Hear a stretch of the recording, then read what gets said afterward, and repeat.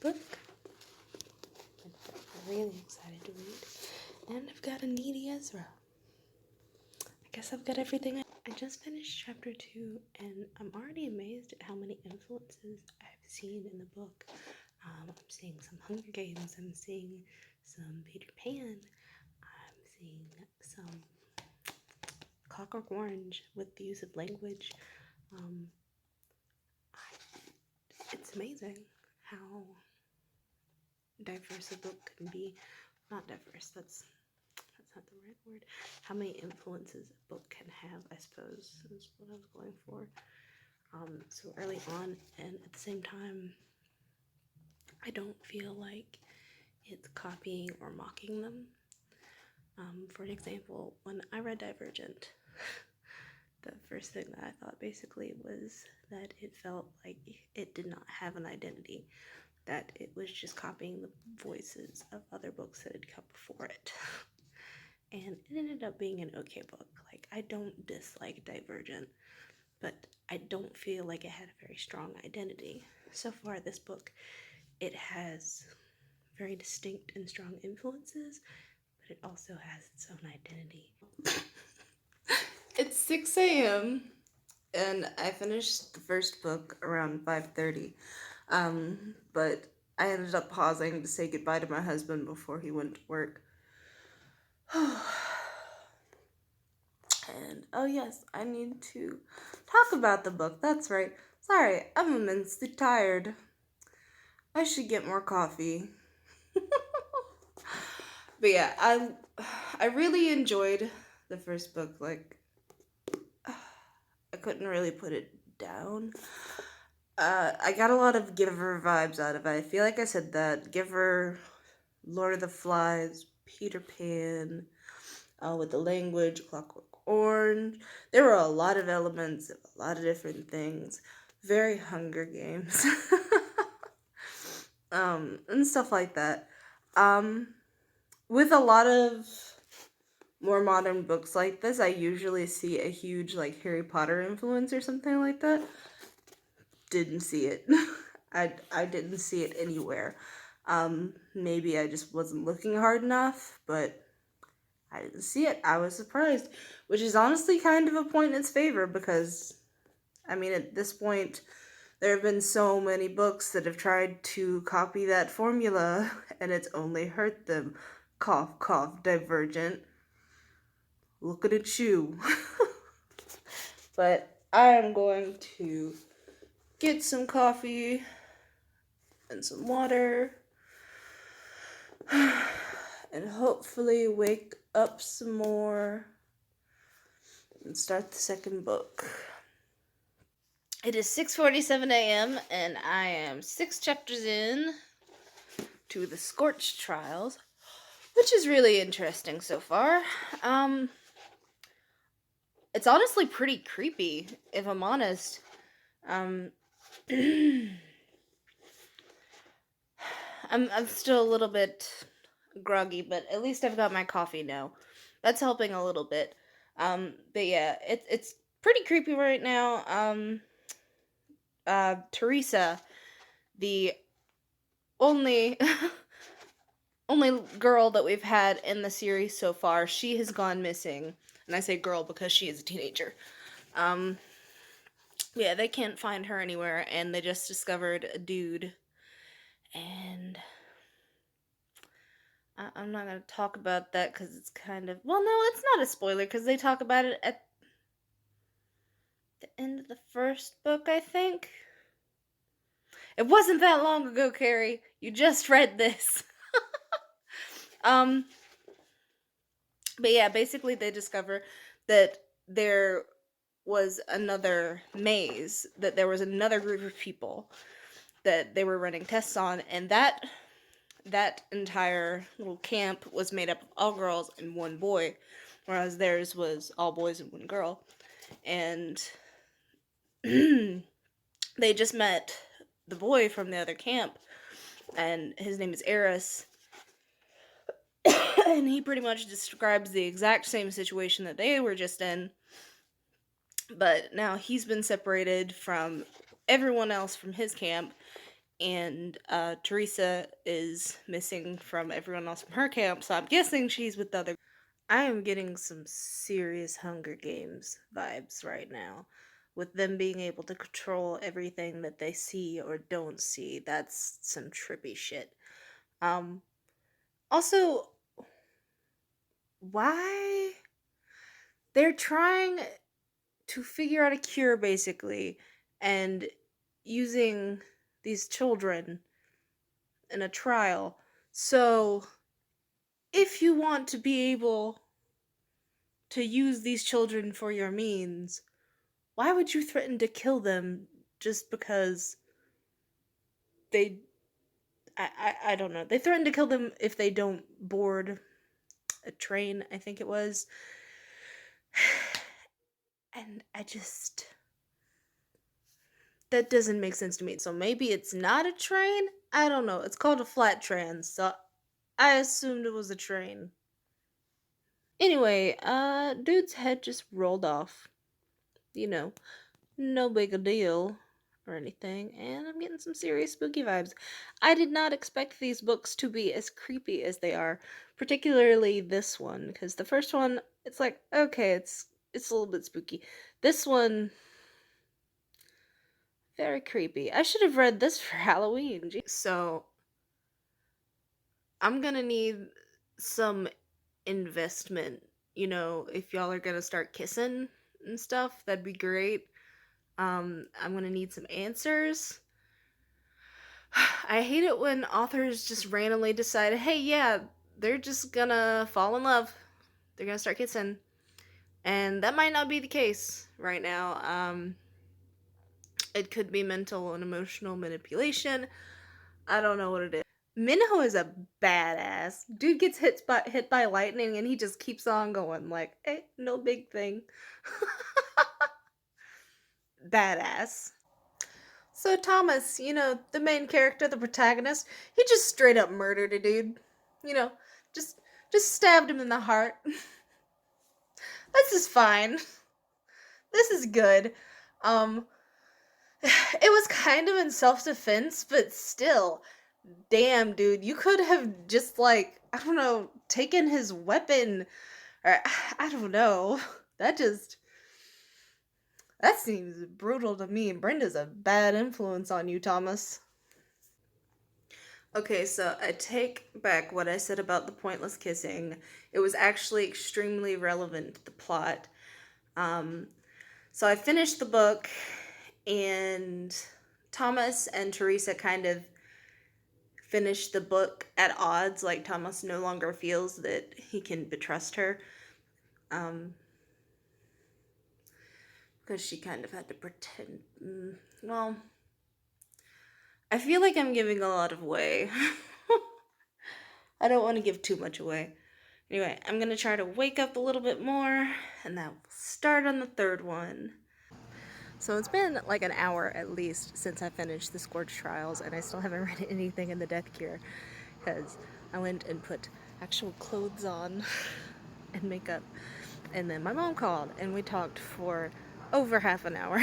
So the only productive thing I've done is put on clothes. That's it. So I came outside. I'm gonna hang out here for a little bit and do some reading. We have our very own water tower, if you can see that.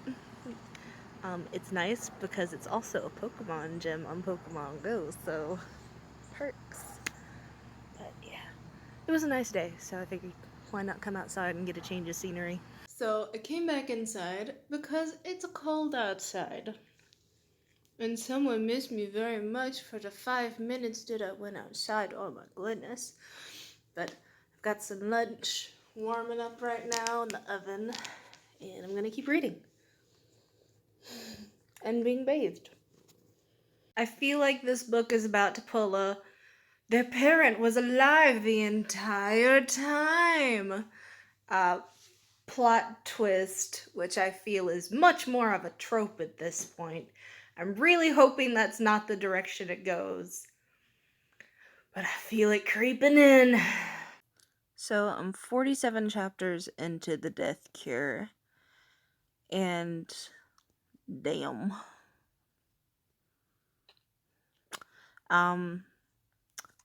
One of Thomas's friends, one of the friends that he has left, ended up with the disease that is affecting most of the remaining population left on Earth. And it's a really insidious disease that kind of drives you insane. And yeah, it's immensely sad. Basically, he wrote Thomas a note at one point asking him to kill him before he could get to the point of no return, and Thomas didn't get the note until after it was too late. So, I didn't exactly sob, but this book has officially made me cry a couple of tears. Because that was rough. Really rough. I'm also glad Teresa is back in the picture now, and I take back everything that I said about romance before. I don't know if I said that. I'm really glad that it didn't go with the obvious romance and force a romance plot into the story. Don't get me wrong, I don't think there's necessarily anything wrong with romance.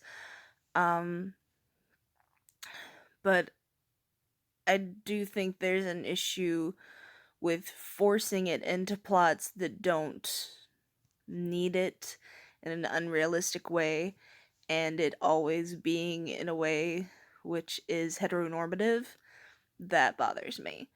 But yeah, I appreciate that this book, that this trilogy has kind of gone in the other direction. It kind of teases you and makes you think, ho ho ho, this is gonna be the love interest, and then kind of snaps that away. And I enjoyed that.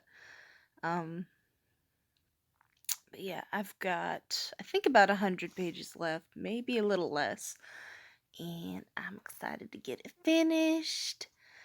So yeah.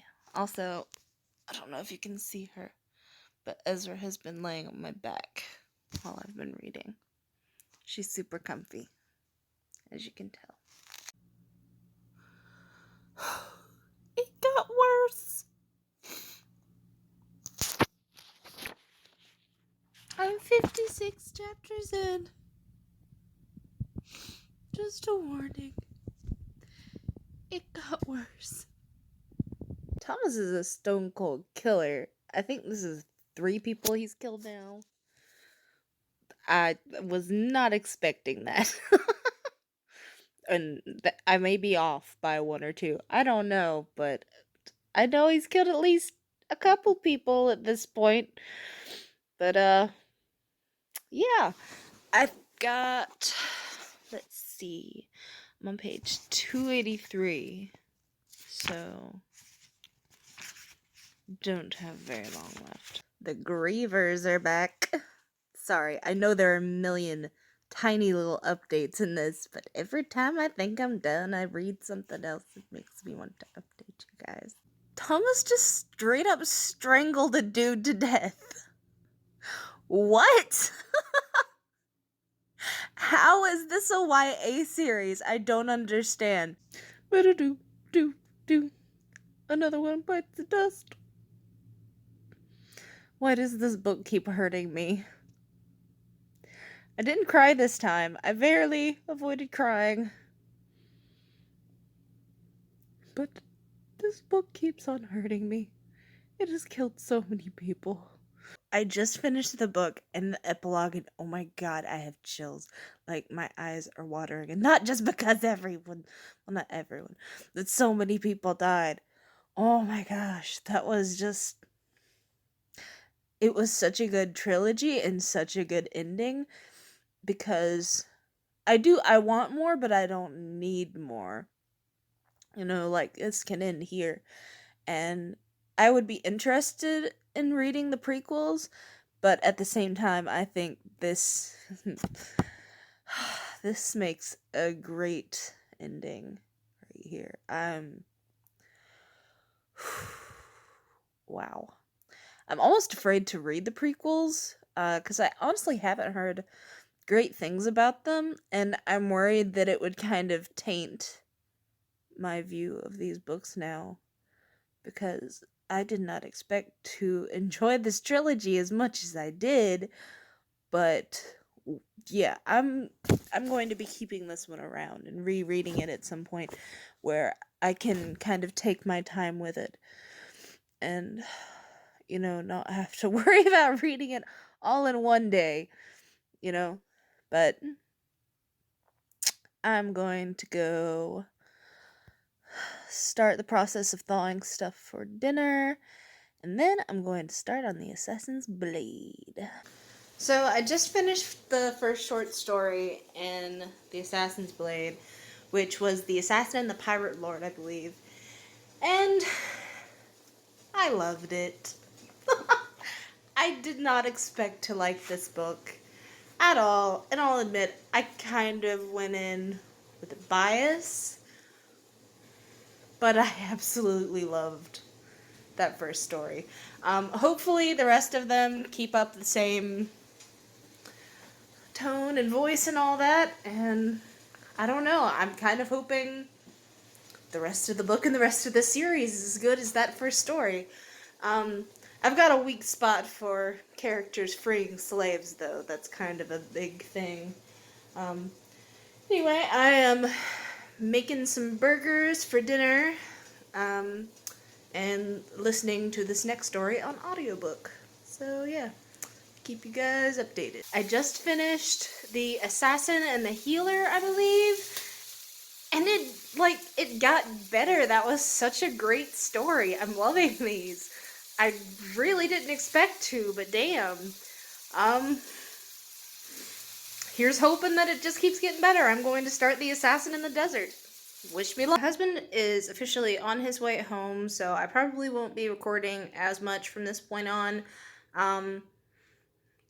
I just don't like recording in front of people. It makes me feel really self-conscious, especially since I'm still really new at it, and plus it kind of makes me miss out on spending time with him, which I don't get to do very much because he's a teacher and is gone 5 days a week, sometimes 6, depending on what's going on in our lives.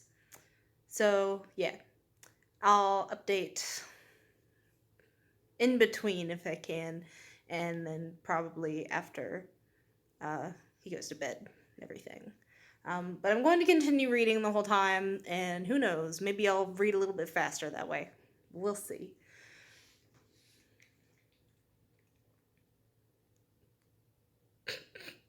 You done? Just wanted to give a quick update. I'm on page 175 in the Assassin's Blade. I'm about halfway through. I'm getting there. It's still on the Assassin in the Desert, but getting close to the ending. I'm not liking the story as much as the other one, but it's still interesting. I'm thinking maybe more of the action comes at the end. But we'll see. I just had a chance to update you guys, so I figured I'd fill you in what's going on. I'm starting to think maybe I'm not going to finish this before midnight, because I have less chance to read. But, we'll see. Got 3 hours. Maybe I can get through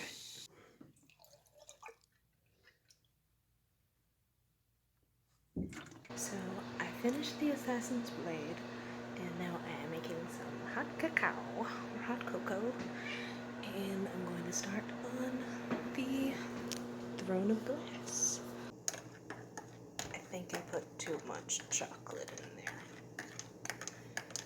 but I have learned to live with my mistakes.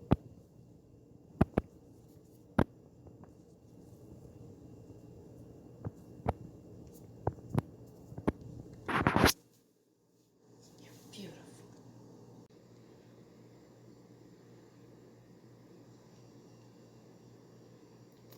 This may have been a mistake.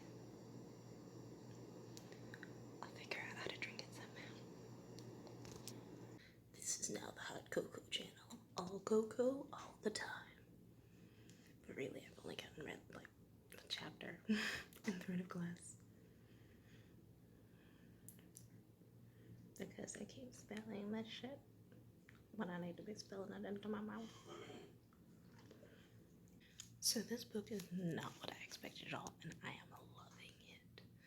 I'm only about to start chapter 6, and it's talking about how there was basically a magical genocide. Man, that's dark and interesting as fuck.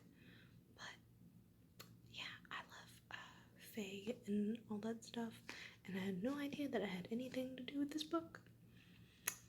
So now that just adds on another layer of intrigue for me. But I'm gonna get back to it. I only have like 15 minutes left till midnight. It's 12:05, and I've reached chapter 8 in Throne of Glass. I'm still loving it so far.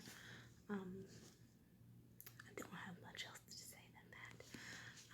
That being said, I'll probably do some more reading tonight, but I'm not gonna record anymore tonight because that kind of marks the end of my 24-hour readathon. It feels like it kind of flew by this time. I don't know why, but it was a lot of fun. I'll probably finish this video up tomorrow morning with my wrap up and everything when I'm a little more awake. But for now, I'm just going to sip on some hot chocolate and read and get some sleep. Good morning, everyone. I just wanted to go ahead and wrap up this video. It's December 19th, so it's the day after my 24-hour readathon, which I think was a pretty great success. I got 4 whole books read and then half of another one, so I'm happy. First I read The Maze Runner by James Dashner. Sorry, I can never remember how to pronounce his name. And I was really excited for this one, and I enjoyed it way more than I ever thought I would. And that kind of goes for all of the books in the original trilogy. Each one was kind of progressively more interesting, and there were so many times where I started to think that one thing was going to happen and then something entirely different would happen. The only time where it was at all predictable was in the first book, The Maze Runner. And then it feels like it was just a setup for the rest of the books for the author to be like, you thought this was gonna happen, but nope, not at all. But after The Maze Runner, I read the sequel, The Scorch Trials, which I think was my least favorite of the 3, honestly, but I still really liked it. And then I read The Death Cure, which all of these are by James Dashner. I know you have to kind of clarify these days because so many people are picking up series and kind of continuing them. Then I read The Assassin's Blade by Sarah J. Maas, which I also enjoyed way more than I thought I was going to. Let me tell you, I did not think I was going to like this book. Like, especially since it's a prequel, and I don't think that prequels are all necessarily all that good, depending on the series, but I really enjoyed this one. And then after that, I started reading Throne of Glass, and I made it 150 pages in, so almost halfway. And I liked it even more than The Assassin's Blade. So I guess this is a case where the prequel isn't quite as good as the original series, and I just got wow, because I really like The Assassin's Blade, but so far I love this book. Like, I thought it was just a hype train that, you know, there was no way that it could be as good as people thought, but I'm eating it up. Like, I don't know what to tell y'all. Apparently I like Throne of Glass. I feel like I'm at a confessional. My name's Carrie Rogers, and I like Throne of Glass. But let's see what my total was. Maze Runner was 374 pages. Scorch Trials was 360 pages. Then the Death Cure was 324 pages.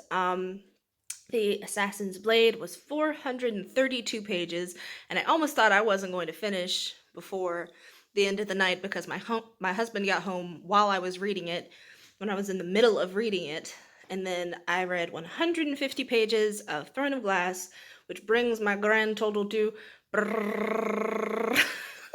1,640 pages. So, not quite as many as my first readathon, even though this time I didn't lay down and sleep, for several hours. I took like an hour nap at the very beginning, and that was it. So, I don't know what happened. I guess it was, I don't even know, because my husband was home more the last time too. So, I guess it was just because I wasn't feeling as good at the beginning of this one, and I wasn't quite as hyped about it this time. My first 24-hour readathon, I was really anxious, I was really hyped, and it was Halloween. So, there's that. The books were also really creepy, and I love, love, love, love horror books and stuff like that. I think it's also because I started reading Goosebumps at the end of the night and was able to just kind of get those out of the way real quick. Maybe I should have done that this time. Be like, okay, I've got this much time left. I'm just going to pick out a lot of really short books and get them out of the way. But no. I'm happy with my finished product, though. Let me see if I can pick them all up at once. I really don't think I can. Nope. Oh, maybe. I mean, that's a pretty decent amount for one day, I think. Anyway, thank you guys so much for joining me for this 24-hour readathon. It was so much fun. I can't wait to do my next one. I think I'm going to start doing them every other month, so my next one should probably be in February. Maybe something romance themed, which should be a lot of fun because I don't read a lot of books that are specifically romance. It has to be like something else mixed in. But this should be fun. Comment below, let me know if you know of any good romances that I should check out. My favorite for reference is Wuthering Heights. I really like gothic romance. That's my big exception. Did you read Maze Runner? Have you read Throne of Glass? What do you think? Did you join me for the 24-hour readathon? I really doubt it. I don't think anyone did. But if you did, then comment below. Have you ever done one? Just comment below. Talk to me. Tell me things. Recommend books. Tell me I'm a bitch. I don't care. Just leave me a comment. And don't forget to like and share and subscribe. And I hope that you have a wonderful day. I also want to add, just in case I don't put up another video before Christmas or anything like that, happy holidays, everyone.